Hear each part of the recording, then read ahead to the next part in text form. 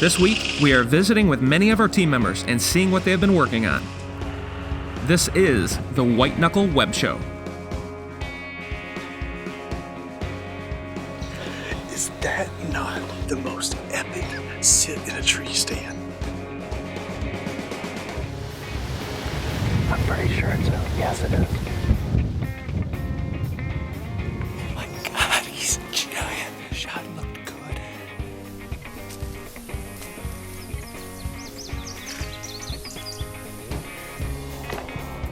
It's all I want every year right there.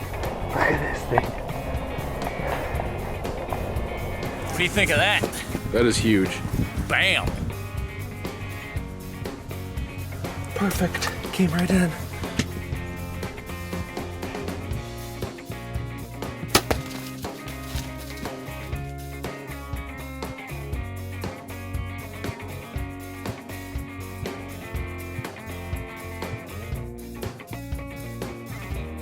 First off, we check in with Mike Tasul and Tyler Flynn. As he's wistfully looking off into the distance, like he doesn't know the camera's there. Mike and I are finally getting some of our summer prep stuff done to get ready for the fall. Checked travel cameras this morning, had a couple pictures of Bucky, we're thinking, from last year. He was probably a upper 140s, low 150s, 4.5-year-old 10, super clean. It'll definitely be, I'm assuming as of right now, our number one hit list buck. So now we're doing some tree stand prep. Here we've got a stand. Well, it's not a stand yet. It's a tree. We have a very nice tree. It's an oak tree, born in July of 1922. He was born on a really, really hot day, but it's a strong tree. He's a fighter. Ow. You got me. We got you good too. You got me right away. It never fails that whenever Mike and I go into the woods, we have so many multiflora, rose bushes, everything has a thorn on this property. You expect this to happen. It's just part of the way it is. It's in a good spot, we're thinking. This one makes a lot of sense for us.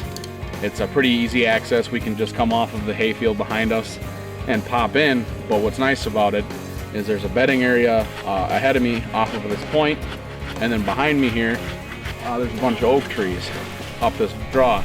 So what we're hoping is that this will kind of cut him off halfway between his bed and the staging area. We're gonna get the Wicked Tough 15-footer pull saw out and do some work. We're gonna throw up the Lone Wolf sticks and the Alpha, get her all trimmed out and ready to go. I'm gonna time you. Ready, set, go.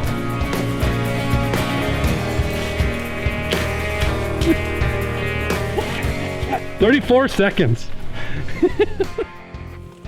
Shane and Brady are also dominating the cheese state, but starting from the ground. Gonna do some stuff and things today. We got hay bale blinds that we made last year. We're gonna move it to the clover plot. So that's our first order of business. We gotta go in and we got a spot picked out for it, but we haven't been in there in what, like a month? Something like that. We gotta cut it all out. We'll have to take the wicket down in there and do some damage to some trees and get a path cleared back in to even get it back there. And then the spot we're gonna have to chop up a little bit too. So we're gonna take care of that first. We're gonna check some cameras today, trim some stands. And get eaten alive. The mosquitoes are plentiful. The poison ivy is abundant. It's supposed to be 86 today. So, start from home. All things considered, it's going to be great. Pretty happy with how it's set. I'm going to do a little bit more trimming. Probably this long branch that comes out towards the camera. Other than that, I think it's pretty good.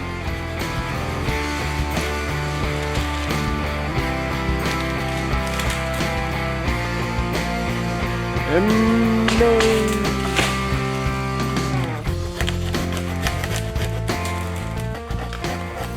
one of the things we started doing with our trail cameras is when we're replacing the batteries at the beginning of the year or whenever it is, I put them in there and then I put some tape over the batteries and write the date that I put fresh batteries in. Kind of gives you an idea what kind of battery life you're getting. And I know sometimes you bump a camera, a battery can come loose or what have you. That tape will kind of help it hold in place too. This is just kind of a good way to know, you know, when you run a lot of cameras, if you're not putting fresh batteries in every camera the exact same time, this kind of helps you keep track of what camera's got old batteries and new batteries and stuff. So yeah, so anyway, we're at a property that I've been hunting for a long time. A few years back, Brady was looking for more spots to go, and that year we hung a few sets. Brady wasn't filming at the time, so we went in and we hung a set for him, and ended up killing a nice buck out of it. And that now that he's filming, that tree's not going to work with two guys, so we're going to go in and pick out another tree, hopefully in the same spot, that will work for two guys. All right, so we got the new tree picked out, 8 yards from Brady's old tree. He's going to tear that setup down while I set the new one up.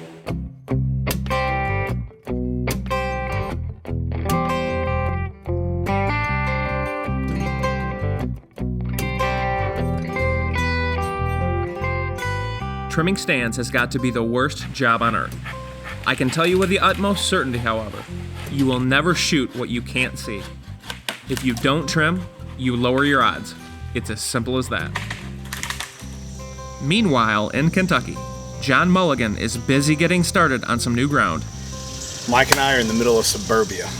So we came out today to do some scouting, and it didn't take very long, and we start seeing hooves, and they're not little hooves, they're big hooves, and clear-cut trails through the mud. And there's been a lot of people who've killed big deer in cities, and you know, you get landlocked pieces, this is the only place they can go. They're not gonna go to a building or go to hang out and bed down in asphalt, so they're kind of forced to stay here in these tight areas. So we're going to drop some minerals today, and using the Whitetail XTC, and we're going to put some covert trail cameras out on our stick and picks.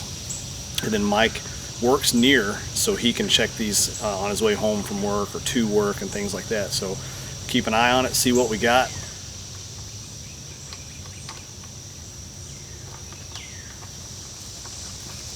I don't know. This is different. We have one access point where we literally go from one front yard, and we just cross over a hill into some honeysuckle, and boom, there's our spot. We've got another one down near a creek, but nonetheless, it's just right off the road. Pull off on the side of the road and walk into the woods. But That was the fastest that we have been into a property. And Yeah. it said, yep, drop it. Yep, drop it, and mineral went down, and we walked out. that was quick. That's how happy we are about this location. Yeah. After checking their cameras, John and Mike were excited to see some bucks to watch going into this season.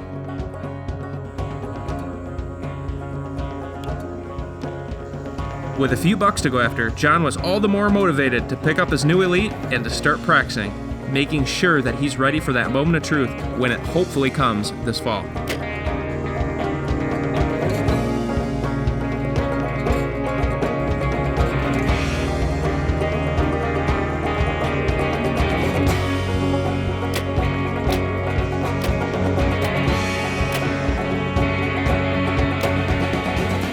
Next week, we'll continue following the team as they get ready for the upcoming season. Thank you for watching the White Knuckle Web Show.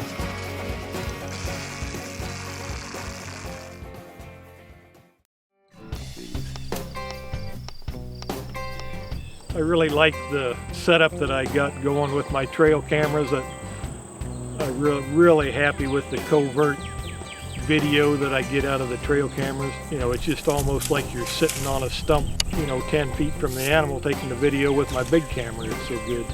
It's just unbelievable, the footage that you can get in video mode with that setup. Their trigger speed and the quality of the pictures are great. Their customer service is super. Anytime I've ever had an issue, even on a camera that's 4 years old, they've replaced it or fixed it, repaired it.